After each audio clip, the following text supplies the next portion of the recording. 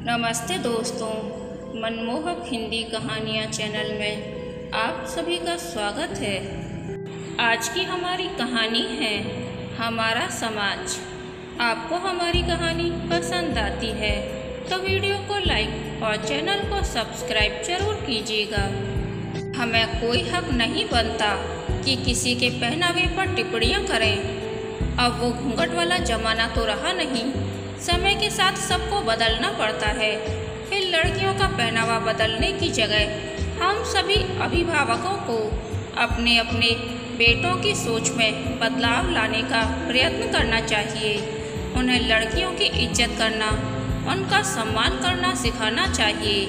उनकी गंदी पंगु मानसिकता को बदलना चाहिए। उन्हें ये सिखाना चाहिए कि एक लड़की कोई वस्तु नहीं है, बल्कि ईश्वर की एक खूबसूरत रचना है। सुबह जब आँख खुली, आदत अनुसार सबसे पहले मैंने अपने कमरे की खिड़की खोली। बाहर काले काले बादलों ने पूरे आकाश को अपने आगोश में ले रखा था। ठंडी ठंडी हवाएं मुझे छूकर मेरा रोम रोम पुलकित कर रही थी। सुबह के अभी सिर्फ 6 बजे थे। सोते हुए आकाश का चेहरा कितना शांत और सुकून भरा लग रहा था।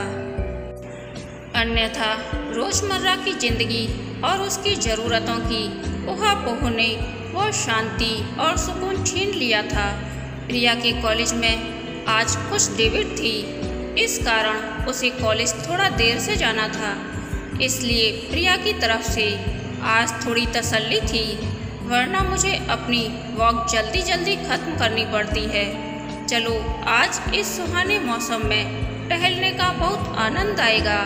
ये सोच मैं किचन में चाय बनाने चली गई। माँ जी की चाय उनके कमरे में उन्हें देकर मैं अपनी चाय बालकनी में बैठकर पीने लगी। बालकनी से समुद्र को देखना मेरे लिए अत्यंत सुकून भरा होता है। मैं बालकनी और समुद्र, हम तीनों दोस्तों की तिकड़ी बहुत मजबूत है। जब कभी मैं उदास होती हूँ, परेशान होती हूँ या फिर अकेली, मेरे ये दोनों दोस्त मेरा मूड ठीक कर देते हैं। और फिर आज तो मौसम भी साथ था। समुद्र की लहरों की सरगम की धुन बहुत ही कर्णप्रिय लग रही थी। नीचे पार्क का जॉगिंग लेन धीरे धीरे भर रहा था। सभी मौसम का लुत्फ उठाना चाहते थे। ऐसे मौसम में बालकनी और समुद्र की चंचलता का राग मुझे जॉगिंग पर जाने से रोक रहा था।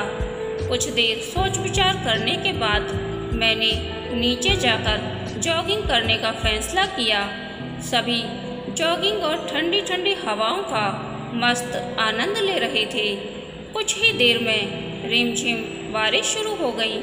सभी लोग अपने अपने घर की तरफ भागने लगे। अचानक बारिश तेज होने से जॉगिंग करने आई एक लड़की बुरी तरह भीग गई। पूरी तरह भीगी होने के कारण वह बहुत असहज महसूस कर रही थी। वो चुपचाप एक शेल्टर के नीचे खड़ी हो गई। मैं भी वहीं खड़ी थी और मेरे साथ मेरे आसपास के फ्लैट्स की कुछ औरतें खड़ी थीं, जो उस पर और उसके कपड़ों पर टिप्पणियाँ करना अपना परम कर्तव्य समझ रही थी। मुझे उनकी मंद मंद हंसी और टिप्पणियों से कुफ्त हो रही थी। साथ ही उनकी संकीर्ण सोच पर शर्म आ रही थी। ये वे औरतें थीं जिनके खुद के घर तो शीशे के थे और दूसरे के घरों पर पत्थर मारने से वे बाज नहीं आती थी। उस लड़की की असहजता और मौके की नज़ाकत को समझते हुए मैंने उसे अपनी जैकेट पहना दी। अरे अरे रजनी, ये क्या कर रही हो? क्यों उसे अपनी जैकेट दे रही हो? उनमें से एक बोली। मैंने उन्हें गुस्से भरी नज़रों से देखा। तभी औरों ने उसका साथ देना शुरू कर दिया। और क्या, अरे कपड़े पहनने की समझ होनी चाहिए, और नहीं तो क्या। इनके घर वाले भी कुछ नहीं कहते। कैसे कपड़े पहनकर आई है? पता नहीं था कि बारिश का मौसम है और बारिश कभी भी शुरू हो सकती है। ये स्लीवलेस और शॉर्ट्स पहनना ज़रूरी था क्या? अलका बोली, तुम लोग कुछ भी बोल रही हो, चुप हो जाओ सब। बारिश रुक गई बेटा, तुम घर जाओ। उस लड़की को भेज। मैं अपने घर आ गई। उनकी बातों और सोच से मन बहुत आहत हुआ था। औरत ही औरत की दुश्मन होती है, ये कहावत यहाँ बिल्कुल चरितार्थ हो रही थी। अजीब समाज है हमारा, हर बात पर स्त्रियों पर ही उंगली उठती है। कहने को नया जमाना है। हम 21वीं सदी तो छोड़ 22वीं सदी में प्रवेश कर रहे हैं, पर सोच अभी भी वही पिछड़े पुराने जमाने में अटक गई है। अपने घर में क्या हो रहा है इससे किसी को कोई मतलब नहीं है। दुनिया जहां का ठेका ले रखा है, आसपास पूरी सोसाइटी की खबर रखती हैं। इन जैसी औरतों को ही गॉसिप क्वीन का खिताब दिया गया है। सब बातों को आई गई करके घर पहुंचकर मैं अपने काम में व्यस्त हो गई। मैं जानती थी कि सामने के फ्लैट वाली अलका अभी माँ जी के पास सारी बात का ब्यौरा देने आती होगी। ये उसका नित्य क्रम था। दिन के समय माँ जी के पास बैठकर पूरी सोसाइटी की खबर देती थी। वैसे माँ जी पुराने जमाने की होते हुए भी बहुत सुलझे विचारों की थी। समय के साथ चलना और बदलना वे बखूबी समझती थी। प्रिया ने तो अलका का नाम खबरी प्रसाद रखा था। कितनी बार वो प्रिया को भी टोक चुकी थी। उसे दूसरों के बच्चों में बहुत दिलचस्पी थी। कौन क्या कर रहा है, क्या पहन रहा है, वगैरह वगैरह। मैं अपनी विचारधारा के केंद्र बिंदु अलका के विषय में सोच ही रही थी कि उसने घर में प्रवेश किया।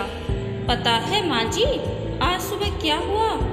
कहकर उसने सुबह का पूरा विवरण पूरे मिर्च मसाले के साथ माँ जी को सुना दिया।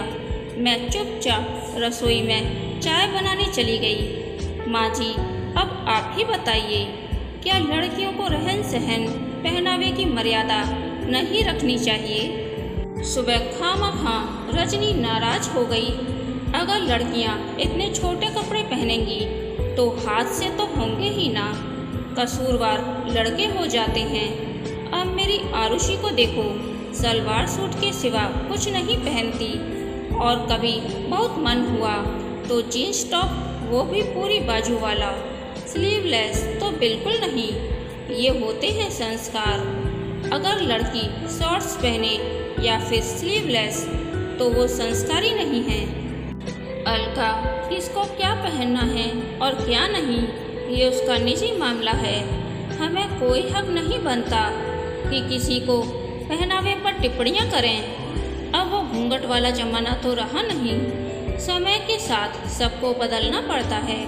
फिर लड़कियों का पहनावा बदलने की जगह हम सभी अभिभावकों को अपने अपने बेटों की सोच में बदलाव लाने का प्रयत्न करना चाहिए।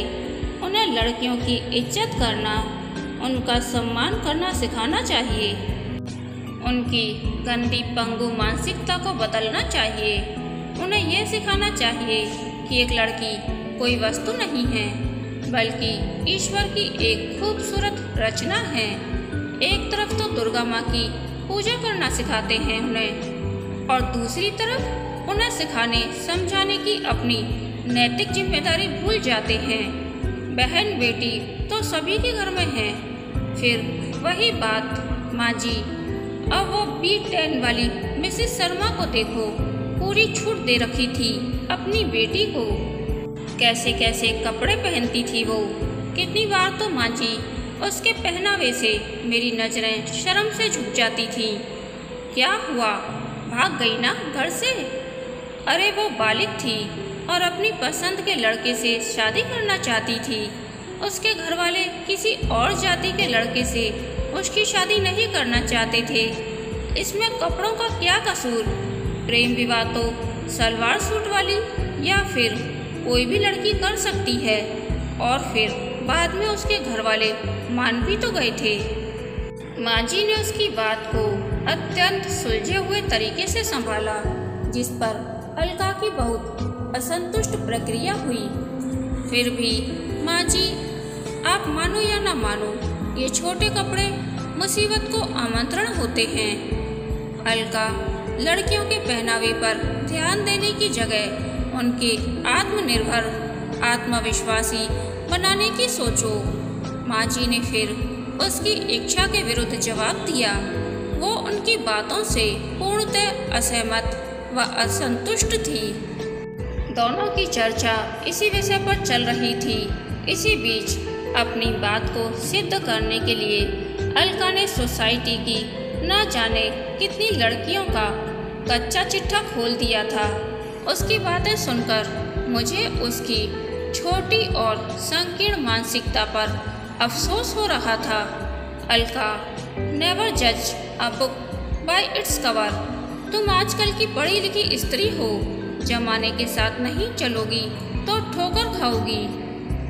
तुम्हारी पढ़ी लिखी सोच के आगे माँ जी के पुराने जमाने की सोच बहुत ऊंची है। और फिर कपड़े छोटे नहीं होते, हमारी सोच होती है। हमारा देखने, समझने, परखने का नजरिया छोटा होता है। हम जैसा सोचते समझते हैं, हमारे मन मस्तिष्क में वैसी ही तरंगें दौड़ने लगती हैं। हमारी मानसिकता उन्हीं तरंगों पर सरगम गाती है। ये सब हम पर निर्भर करता है कि उस सरगम की धुन में मिठास होनी चाहिए या फिर कड़वाहट। अगर हम ही लोग समय के साथ नहीं बदलेंगे, अपनी बेटियों के पैरों में बेड़ियां डाल देंगे, तो उनकी उन्नति कैसे होगी, उनका भविष्य उज्ज्वल कैसे होगा। मैंने उसकी बात बीच में काटते हुए कहा, रजनी, उन्नति करने के लिए ऐसे कपड़े पहनने जरूरी हैं क्या? मान मर्यादा नाम की भी कोई चीज़ होती है। आज़ादी तो पर उतनी जितनी जरूरी हो। ये तो वही बात हो गई अलका कि लड़कियों को उड़ने के लिए आसमान तो दो, पर साथ में उनके पंख भी काट दो। हमें अपनी परवरिश, अपने बच्चों पर भरोसा होना चाहिए। हमारा भरोसा उनके लिए संजीवनी बूटी का काम करता है। आजकल लड़कियां हर दिशा में अपना नाम उज्जवल कर रही हैं। कल्पना चावला, सानिया मिर्जा, साइना नेहवाल, मैरी कॉम और न जाने कितनी लड़कियों ने देश और अपने माता पिता का नाम देश दुनिया में रोशन किया है। अगर सानिया मिर्जा के घर वाले ऐसी सोच रखते तो सानिया कभी टेनिस स्टार नहीं बन पाती, क्योंकि टेनिस साड़ी और सलवार सूट में तो खेला नहीं जाएगा ना। और रहा सवाल मुसीबत और आमंत्रण का, लड़कियों को आत्मरक्षा भी सिखानी चाहिए। पेपर स्प्रे, नाखूनों का इस्तेमाल, जूडो, कराटे सब आना चाहिए ताकि वो किसी पर निर्भर न रहें। उनकी सुरक्षा का दायित्व खुद उन पर ही हो, इतना उनमें आत्मविश्वास होना चाहिए। सरकार ने भी लड़कियों की सुरक्षा के लिए इतने ऐप लॉन्च किए हैं जो उनके मोबाइल में डाउनलोड होने चाहिए ताकि वक्त रहते उन्हें ट्रेस किया जा सके। आखिर नई तकनीक का यही तो फायदा है। अलका, पहनावा किसी लड़की के चरित्र का प्रमाण नहीं होता। मैंने पूरे आत्मविश्वास के साथ अपना पक्ष रख दिया। बातों में बहुत तर्क वितर्क हुआ, पर वही ढाक के 3 बात।